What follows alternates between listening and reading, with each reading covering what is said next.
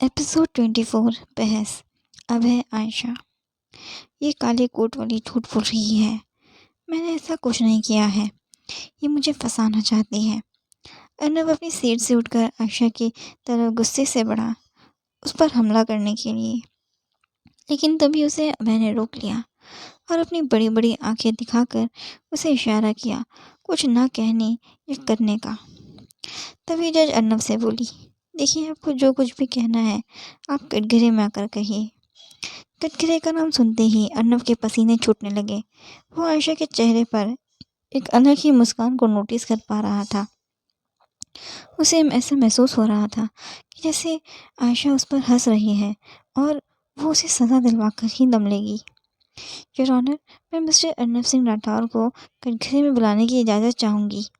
आयशा ने जज से परमिशन ली। इजाज़त है। तो जज ने उसे परमिशन दे दी। अर्नब कटघरे में जाकर खड़ा हो गया और फिर आयशा ने उससे अपना सवाल करना शुरू किया। मिस्टर अर्नब सिंह राठौर, 12 अप्रैल को आप कहाँ थे? आयशा ने उससे अपना पहला सवाल किया। मैं राजस्थान में था, अर्नब ने नज़र चुराते हुए जवाब दिया। ओह, तो आप राजस्थान में थे? Are you sure? आयशा ने उससे शक करते हुए पूछा। Yes, I am sure. Arnab ने गुस्से से खाज जाने वाली नज़रों से उसे जवाब दिया।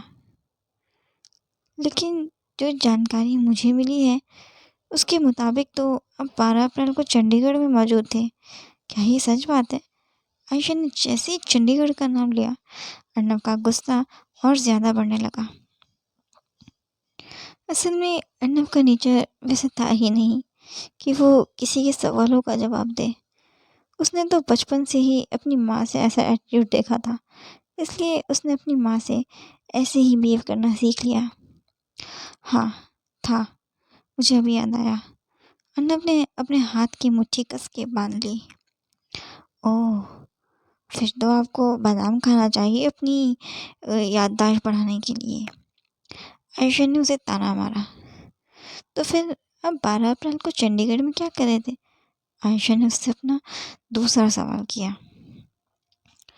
मैं 12 अप्रैल को अपनी मंगेतर के साथ था। अर्नब ने मंगेतर शब्द यूज़ करके आयशा को 12 अप्रैल का इंसिडेंट याद करवाने की कोशिश करी।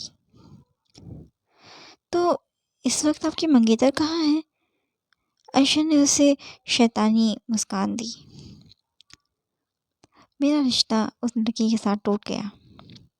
अर्नब को आयशा को उसके सवालों का जवाब देने में कोई दिलचस्पी नहीं थी। मिस्टर वर्मा,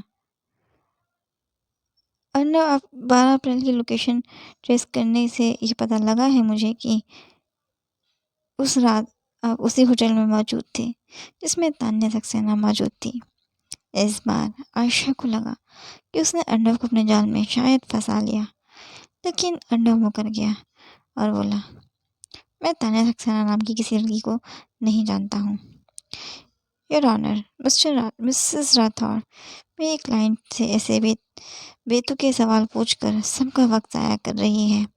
तभी मिस्टर वर्मा अर्नब के बचाव में बोले, नहीं योर ऑनर, मैं किसी का भी वक्त ज़ाया नहीं कर रही हूँ।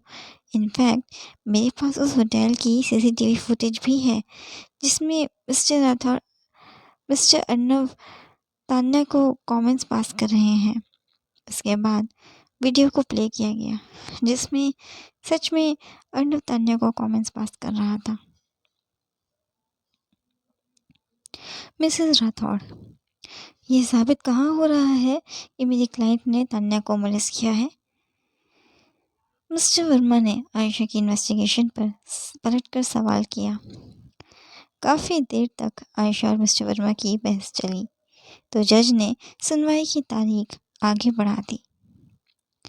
अब अगली सुनवाई 15 दिन के बाद होगी।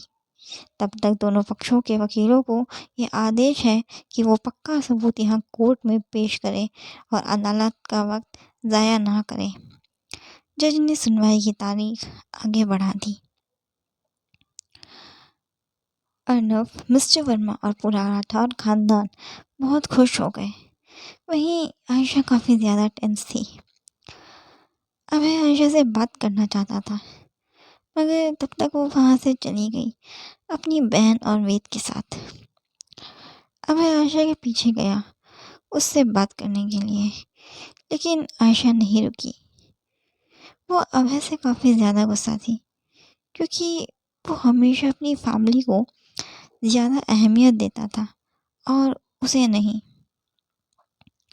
फाइनली आयशा और अभय आमने सामने आ ही गए। क्या है तुम्हें, क्यों आए हो? आयशा ने अभय को जोर से धकेला गुस्से में।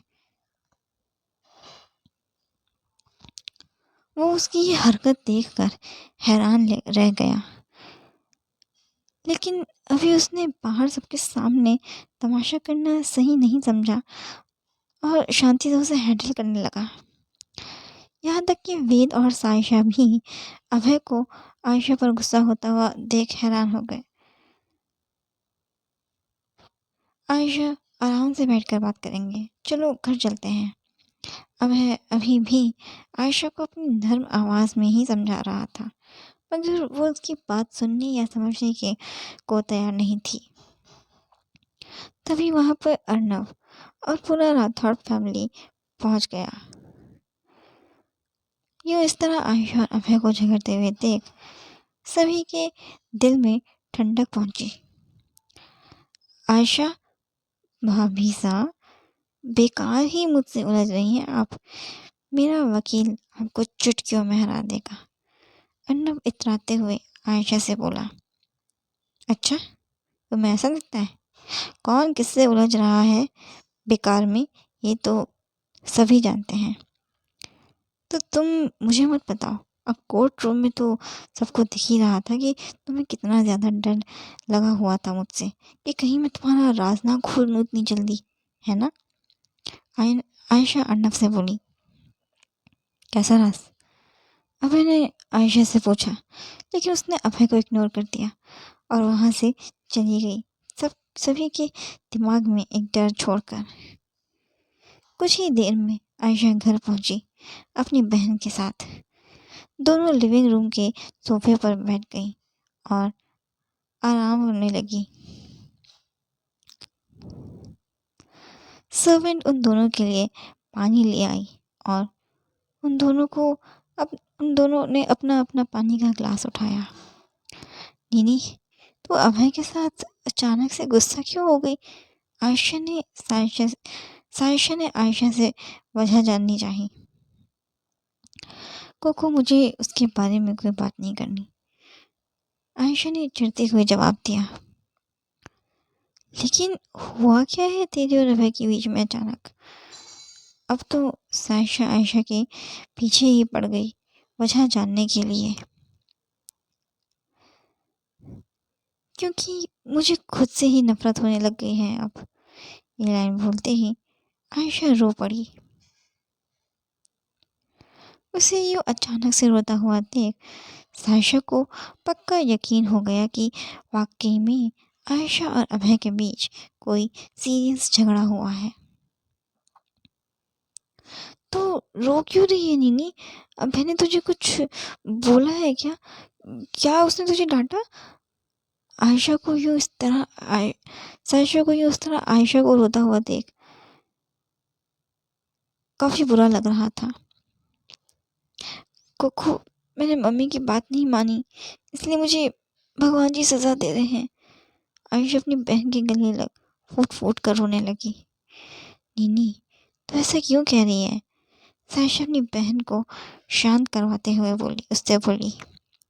तुझे याद है जब अर्नव मुझे मंडप पर छोड़कर गया था, तब अभय ने मेरा हाथ थामा था, लेकिन मम्मी ने अभय के साथ मेरी शादी करवाने से मना कर दिया था। फिर भी मैंने मम्मी की नहीं सुनी और मैंने अभय से शादी करने के लिए तैयार हो गई, क्योंकि मैं उसके प्यार में अंधी थी। मुझे अभय के आगे कोई दिख ही नहीं रहा था उस वक्त। आयशा ने सायशा को शादी वाला पूरा इंसिडेंट याद दिलाया, तो वो काफ़ी ज़्यादा कंफ्यूज हो रही थी कि आखिर आयशा को अचानक से क्या हो गया है। तभी आयशा ने अपनी बात पूरी करी। मैंने मम्मी के फैसले के खिलाफ जाकर अभय के साथ शादी करने के लिए हाँ करी तो बदले में भगवान जी ने भी मुझे सज़ा दे दी। तो क्या कहना चाह रही हैं? मुझे कुछ भी समझ नहीं आ रहा है नीनी। सायशा आयशा को गोल गोल बातों सायशा आयशा की गोल गोल बातों को सुनकर अपना सिर पकड़कर बैठ गई। अब वह धोखेबाज है। उसने मुझसे शादी अपना मकसद पूरा करने के लिए की। आयशा की आवाज़ हॉल में गूंजी और सायशा को अपने कानों पर यकीन नहीं हो रहा था जो कुछ भी अभी अभी आयशा ने उससे कहा था। उसके बाद आयशा ने उसे सब कुछ बताया जो भी मानसी ने उससे कहा था और अभय ने उसे मानसी के साथ तुलना की थी। ये सारी बातें सुनने के बाद आयशा को कुछ हैरानी नहीं हुई। उसने अभय से इसी तरह की उम्मीद रखी थी। अब तो यहाँ नहीं रहेगी तो मेरे साथ घर चल वापस। मैं पापा और भैया से बात करती हूँ। आयशा ने अपनी बहन से कहा सख्त आवाज़ में और अपने कमरे में चली गई। तभी डोर बेल बजी। सर्विंग भाग कर गई दरवाज़ा खोलने के लिए। दरवाजे पर अभय अनिरुद्ध दोनों थे। आयशा को हॉल में बैठा हुआ देख अभय उसकी तरफ बढ़ा उससे बात करने के लिए। तुम्हें क्या हो गया है अचानक? सुबह तो तुम ठीक थी, फिर अचानक से क्या हुआ तुम्हें? अभय ने उससे पूछने की कोशिश करी मगर आयशा ने मुंह फेर लिया।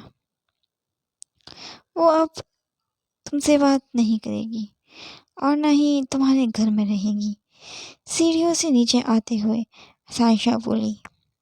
उसे ऐसे बोलता हुआ देख अभय हैरान रह गया और अनिरुद्ध भी। तुम ऐसा क्यों कह रही हो सायशा? अभय ने उससे बड़े ही शांत स्वर में पूछा।